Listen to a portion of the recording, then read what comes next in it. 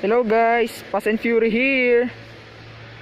So ayun, katatapos lang ng ulan, kaya medyo marumi yung motor ko. Stock is good, yan, all stock yan. Maliban sa muffler, pinalitan ko. So ayun, ano nga ba yung reason ko kung bakit naisip ko mag vlog? So ano ba sasabihin ko? Na-inspired lang ako sa mga, kasi actually nanonood lang talaga ako ng mga vlog eh. So meron mga motovlogger na nakapag, parang naengganyo ako sa kanila eh. Naengganyo ako, so ginaya ko. Tapos ayun, kaya naisip ko to. So 5 sila, 5 motovlogger ang nakapag-inspired sa akin. So simulan natin sa una. Ang pinakaunang motovlogger na naging dahilan kung ba't naisip ko mag-vlog, motovlog na rin, ay si Sir JTV, Sir JTV Katagumpay. Ayan, shout out po Sir JTV Katagumpay.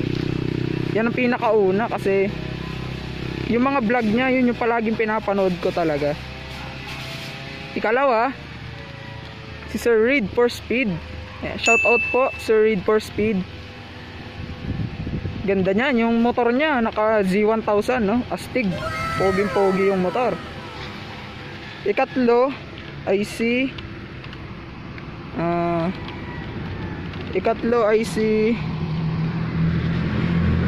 Downshift Vinci. Shout out po Sir Vinci, lakad truck. Shout out po Sir Vinci, ayan. Palagi kong pinapanood yung mga vlog niyan. Ikaapat, si Sir Breezy Rider the Road Bully. So ayan oh, magaling din motor. Expert. Laki. Daming truck ngayon ano? Baka meron. So ayun na nga, si Sir Breezy, isa siya sa mga pinapanood ko rin na motovlogger. Yung huli,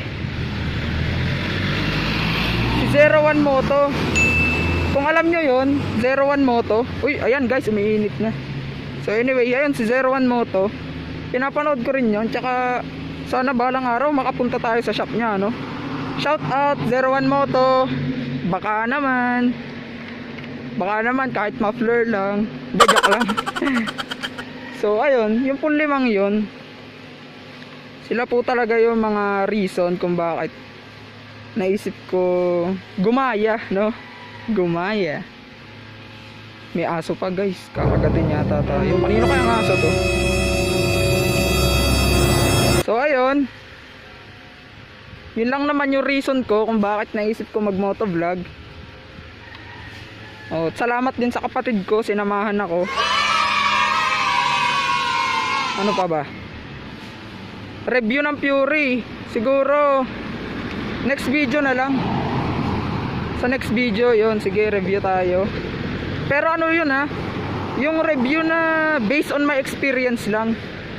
Kasi itong Fury na to, Lolo Fury na to eh. Ano na siya, 12 years guys. 12 years na siya mga ka-Fury.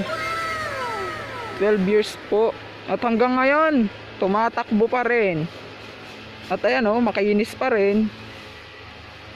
So ayun, gusto ko lang naman i-share kung ano yung reason ko kung ba't naisip ko mag-vlog. At yun na nga, yung 5 yun, sana, alam nyo, balang araw makasabay natin sila sa ride, no? Parang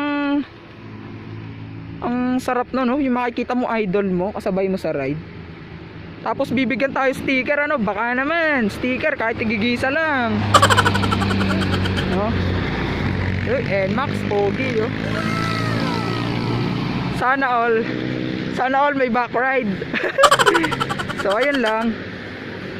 At dito ko natatapusin to. So ayun, ride safe. Thank you. Ride safe palagi guys.